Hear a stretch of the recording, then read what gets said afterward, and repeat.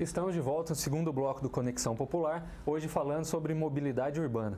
Secretário, vamos falar um pouquinho de planejamento nesse bloco. Um problema que é sempre apontado aqui no sistema viário de Taubaté é a falta dos anéis viários, né? O Acelera Taubaté ele veio para resolver definitivamente esse problema aqui na cidade? Sim, é um projeto muito importante, é uma requalificação viária e socioambiental, né? É importante destacar também essa questão social e ambiental. A implantação de importantes vias, principalmente na região de expansão urbana da cidade, né? A Estrada do Barreiro, por exemplo, é o vetor de crescimento da cidade hoje e é uma estrada que não tem infraestrutura nenhuma, né? A gente tem ali uma pista de 7 metros, sem calçadas, né? Sem guias, sem sarjetas, então com problemas de carreamento de material para a pista. Então, é um planejamento que foi feito para médio e longo prazo, né? Esse projeto ele vai se estender aí na próxima gestão, com certeza. Não vamos conseguir fazer todo o projeto nessa gestão. São 60 milhões de dólares que foram emprestados, né, do CAF e mais 60 milhões de dólares que serão investidos com recursos próprios como contrapartida, né? Então, realmente, a gente tem alguns anéis que foram planejados e que serão implantados fora do perímetro da região central, porque realmente Taubaté tinha esse problema, a gente deu uma minimizada, mas ainda existe um pouco do trânsito de passagem pela região central, né? Então, pela falta de opções de via, o trânsito que quer se deslocar de uma ponta a outra cidade acaba tendo que atravessar a região central, o que gera uma sobrecarga. Então, temos aí, para esse mandato, o alargamento, a duplicação e toda a requalificação da Estrada do Barreiro. Temos também o prolongamento da Estrada do Pinhão, que vai facilitar e também desafogar o trânsito ali da Avenida Charles Schneider, que é um dos locais que a gente tem o maior índice de acidentes também. Então, vai ter essa possibilidade de fazer esses trajetos por outros caminhos, né? Temos, além disso, mais de 300 ruas que já estão sendo recapeadas, né? Nesse primeiro pacote. A duplicação do viaduto ali da Cidade Jardim, do Barreiro, também é importante obra para a gente poder desafogar o trânsito. E temos diversas conexões, vias novas, vias que serão requalificadas. Então, é um projeto bem amplo que vai se estender aí ao longo dos próximos anos. É que, afinal de contas, como o senhor mesmo disse, é um projeto a longo prazo, né? Isso é um benefício que vai ficar para a população independente da Sim, da é um legado. Inclusive, foi aprovado através de lei, né? O projeto de empréstimo, existe uma lei municipal que aprovou. Então, isso vai se estender aí para a próxima gestão e esperamos que a gente consiga fazer o quanto antes todas essas obras que são importantes. Ressaltar também as obras de galeria, né? Temos aí a requalificação de córregos, né? Reconstrução de margens de córregos, de contenções e também de bacias de contenção, para poder também minimizar um problema que a gente tem de enchentes aqui na cidade. Desde 2004, o governo federal intensificou o incentivo à compra do automóvel para alavancar emprego no setor automobilístico e ele não fez contrapartida justamente no setor de mobilidade. Isso é um dos motivos que ocasionou tudo isso daí, porque se ele tivesse aquela parte do incentivo fiscal, ou juros baixos, se ele tivesse incentivado o município também, talvez não teríamos a política nacional, né, voltada para a indústria automobilística e também para o consumo do petróleo, né? Então, incentivou muito a compra de veículos. A gente tem hoje uma das maiores taxas de motorização do Brasil. A gente tem um veículo para cada um habitante e meio, né? Então, é uma das maiores taxas do estado de São Paulo e do Brasil. E com ruas estreitas, né? Então, a gente tem esse agravante na nossa cidade. Então, realmente faltou esse planejamento lá em 2004. A Lei de Mobilidade Urbana é de 2012, é uma lei mais recente, né? Que institui a política da mobilidade urbana. Então, realmente não houve esse pensamento naquela ocasião para que houvesse essas contrapartidas para fazer os devidos investimentos na mobilidade dos municípios. Secretário, você falou das melhorias que vão ter. E como que é feito o estudo para melhorar e estruturar a malha cicloviária da cidade? Porque muitas ciclovias não são 100% respeitadas, porque falta sinalização. E, em contrapartida, tem outras vias que não têm a ciclovia. A gente já desenvolveu um plano cicloviário, são 91 quilômetros de ciclovia. Hoje nós temos 22 implantados.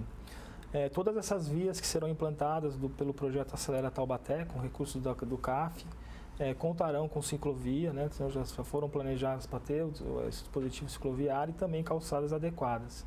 Então a gente está fazendo algumas implantações, firmamos um convênio com o Detran também de 1.200.000 para poder sinalizar algumas ciclovias, fazer a implantação dos tachões, a fazer a pintura, toda a sinalização necessária.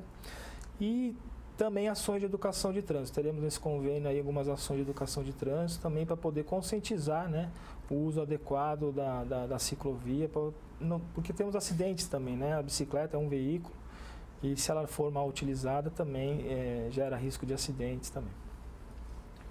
Secretário, sobre esse novo modelo de transporte público integrado, foi divulgado que a TCTAL e a ABC vão atender linhas diferentes.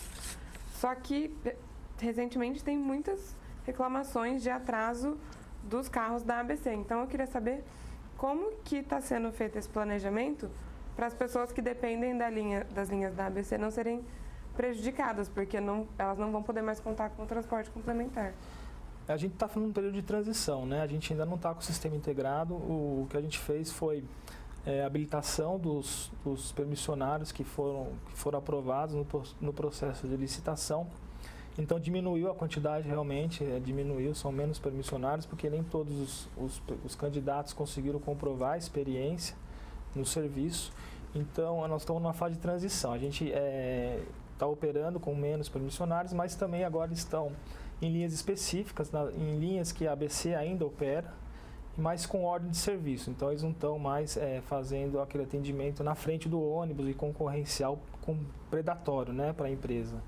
E realmente com isso a gente teve que mudar a maioria das ordens de serviço, né, alterou muitas horários de partidas e isso acabou causando um pouco realmente de transtorno. Alguns motoristas não entenderam essa mudança. A gente aprende é um aprendizado para a gente talvez deveria ter feito isso de forma mais gradativa, né, para poder fazer as alterações e para que também a população pudesse assimilar. Então realmente houve esse transtorno inicial.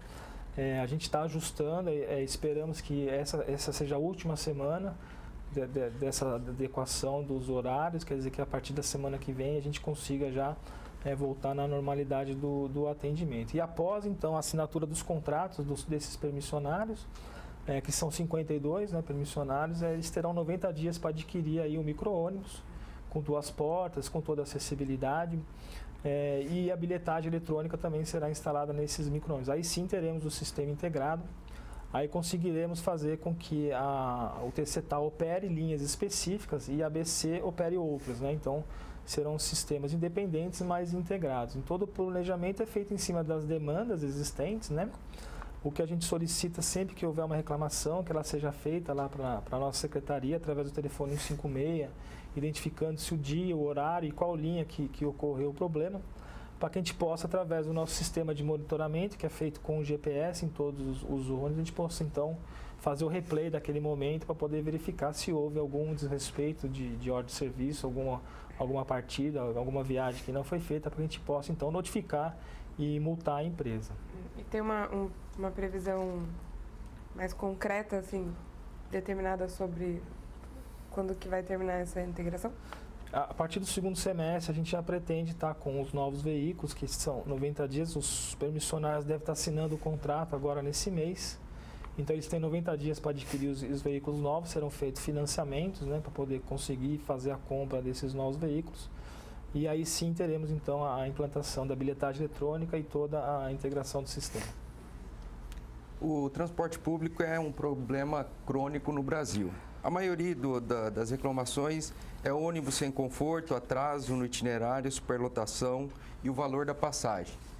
Como fazer para que o motorista seja incentivado a utilizar esse tipo de transporte que apresenta esse problema desde a década de 80? Sempre foi assim. Existe uma fórmula para isso?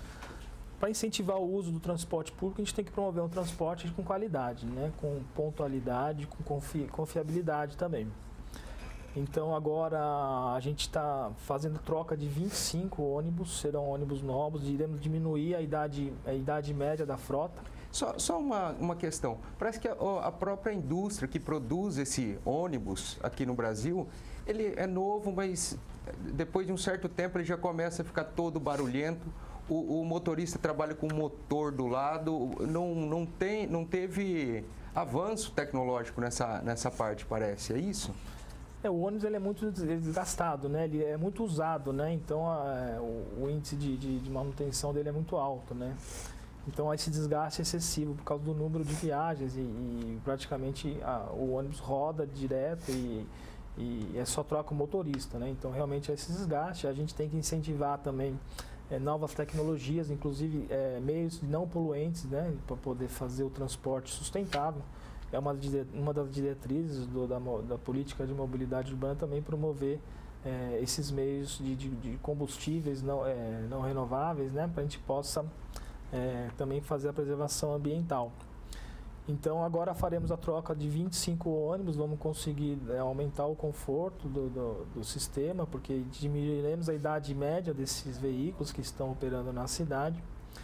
E fazer um planejamento e estruturar o sistema para que incentive, né, o uso do cidadão que está acostumado a pegar seu carro sozinho e ir para o trabalho e deixar esse vício e começar a utilizar realmente o transporte público. Então, para isso, precisamos ter realmente transporte de qualidade, né, com pontualidade e com confiabilidade também. Então nós vamos para mais um intervalo aqui no Conexão Popular e daqui a pouco a gente volta continuando falando desse tema que é de interesse de todos nós. Então não sai daí.